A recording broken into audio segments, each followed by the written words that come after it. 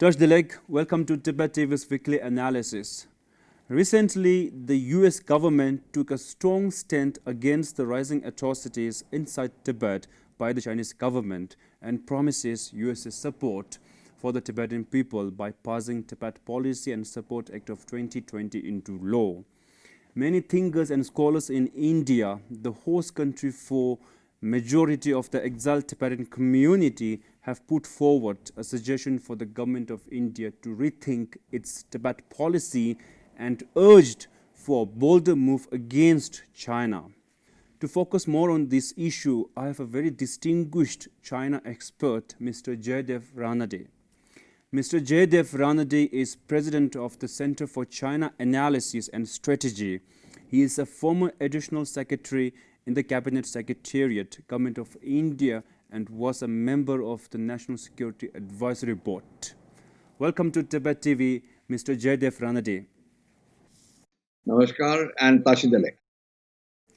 Sir, now going back into your old articles, in one of your articles titled China USA Emerging as Adversaries over Tibet, published in the Tribune, you have referred Tibet Policy and Support Act of 2020, which has now been passed into law by the United States, a threat to upset China's plans.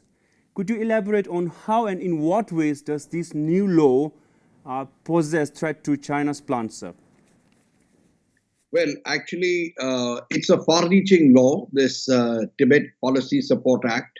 What it does, in my opinion, and I've written, incidentally, a second article recently, also in the Tribune.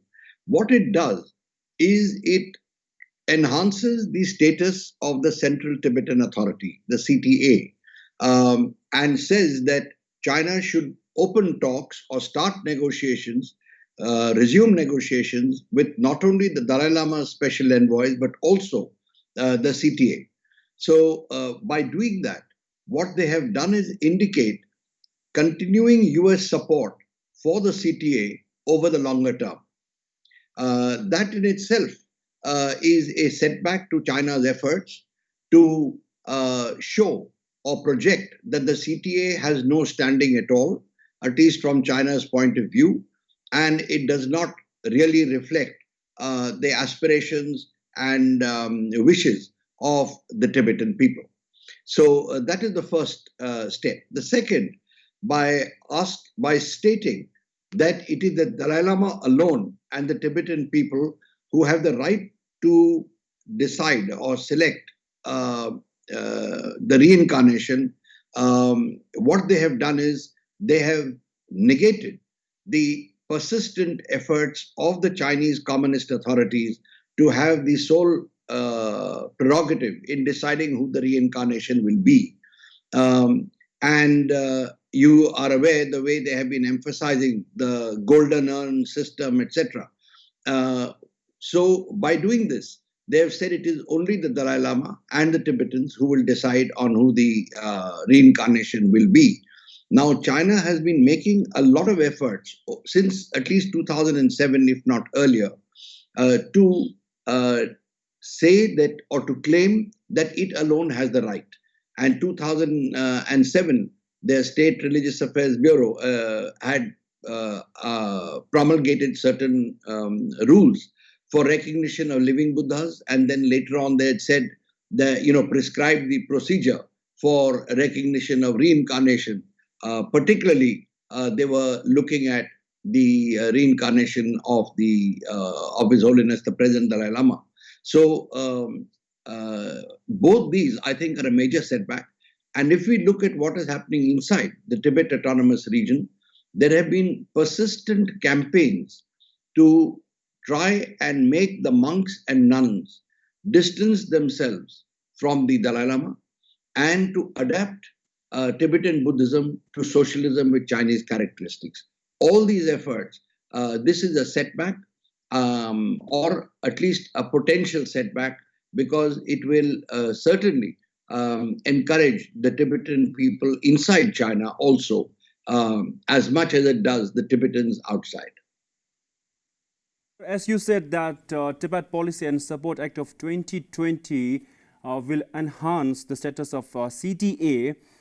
So at the same time, it also mentions that China doesn't have any ounce of authority to interfere in choosing Tibetan spiritual leaders. If they insist, they will have sanctions from the government of USA against China and the concerned officials.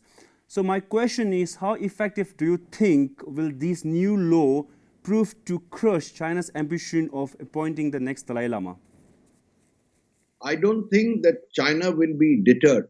They will persist because they seem to be very, very apprehensive of a situation of two Dalai Lamas, what they call, like the situation of the two Panchen Lamas. And from my understanding, the Tibetan people inside China and outside still don't recognize Yaltsen Nombu as the Panchen Lama. Uh, I mean, today, after so many years, they probably now acknowledge him as a learned monk, but that's about it. They have stopped shy of recognizing him as the 11th Panchen Lama. But as far as these sanctions are concerned, it will hit China very hard because these supplement the earlier law or earlier act passed by the US of sanctioning all communist cadres, Chinese communist cadres, who show themselves to take very repressive action against local people, violation of human rights, etc. So that is one. And you will recall that Chan Kwang-go, who used to be the party secretary of Tibet and now is the party secretary of Xinjiang, was also sanctioned. And he, of course, came out and said that, these sanctions don't bother me. But he is the only Chinese Communist Party cadre to have made such a statement. The reason for that is, and why I said that these sanctions are very worrying, because, almost 70% of the Chinese Communist Party cadres above the rank of director in from county level upwards, their children are studying in the United States. And so obviously they have kept money outside or they're sending money outside in some form or another. And the sanctions will affect them financially because those funds will not be available to them any longer. They will be frozen. And it will affect a total of almost 300 million Chinese because we have to take into account the retired cadres, the extended family of the 92 million Chinese Communist Party members, etc. One good example that we can see is that of Carrie Lam, the chief executive of Hong Kong Special Administrative Region.